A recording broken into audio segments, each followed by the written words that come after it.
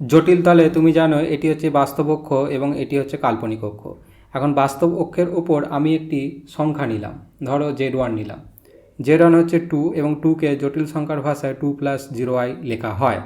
এখন এই Z1কে যদি আমি i দিয়ে গুণ করি, অর্থাৎ 2কে যদি i দিয়ে গুণ করি, তাহলে আমরা 2i পাই, অর্থাৎ Z2 পাই। এবং তুমি যদি কোণটি দেখো তাহলে দেখতে পাচ্ছ Z1 এখানে মূলবিন্দু এবং Z2-র মধ্যে কোণটি 90 ডিগ্রি তৈরি হয়েছে। আই দিয়ে গুণ করা মানে Z1কে 90 ডিগ্রি ঘুরিয়ে মূলবিন্দুর সাপেক্ষে Z2-তে পরিণত হয়েছে, অর্থাৎ আই মানে হচ্ছে 90 ডিগ্রি ঘূর্ণন ঘড়ির কাঁটার বিপরীত দিকে, আই দিয়ে গুণ করা মানে। এখন আমি Z1কে যদি এই কাল্পনিক অক্ষের ওপর নিয়ে যাই, অর্থাৎ Z2-তে যদি বসাই, 2i-তে ধরো বসালাম, তো সেক্ষেত্রে আমরা দেখতে পাচ্ছি Z2 এখন এখানে চলে এসে Z1কে আই দিয়ে গুণ করার পর, তো এখানেও দেখতে পাচ্ছি ঘড়ির কাঁটার বিপরীত দিকে একটি 90 ডিগ্রি ঘূর্ণন তৈরি হয়েছে। একই ব্যাপারটি তুমি এখানেও দেখতে পারো, বা এইভাবেও দেখতে পারো, বা এখানেও তুমি দেখতে পারো। এখন এই পর্যন্ত আমাদের সংক্ষিপ্ত আলোচনা শুধুমাত্র বাস্তব অক্ষ এবং কাল্পনিক অক্ষের মধ্যেই সীমাবদ্ধ রয়েছে। এখন আমার প্রশ্ন হচ্ছে যে যদি Z1 যদি এইখানে হতো, বা এইখানে হতো, বা এইখানে হতো, বা এইখানে হতো, সেই ক্ষেত্রে কি এই 90 ডিগ্রি ঘূর্ণনটি পাওয়া যাবে?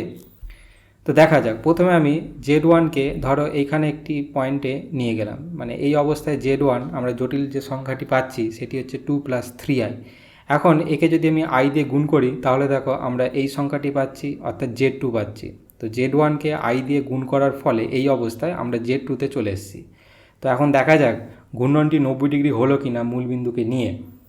তো প্রথমে আমি একটি ভেক্টর নিলাম মূলবিন্দু থেকে Z1 পর্যন্ত, তারপর আরও একটি ভেক্টর নিলাম বোঝার সুবিধার্থের জন্য মূলবিন্দু থেকে Z2 পর্যন্ত, এবং আশ্চর্য রকমভাবে তুমি দেখো যে এদের মধ্যে কোণটি 90 ডিগ্রি রয়ে গেছে, অর্থাৎ Z1কে i দিয়ে গুণ করার ফলে এই অবস্থায় Z2 পেলাম, এবং কোণ দেখো 90 ডিগ্রি হয়েছে এবং ঘড়ির কাঁটার বিপরীত দিকে ঘূর্ণন হয়েছে।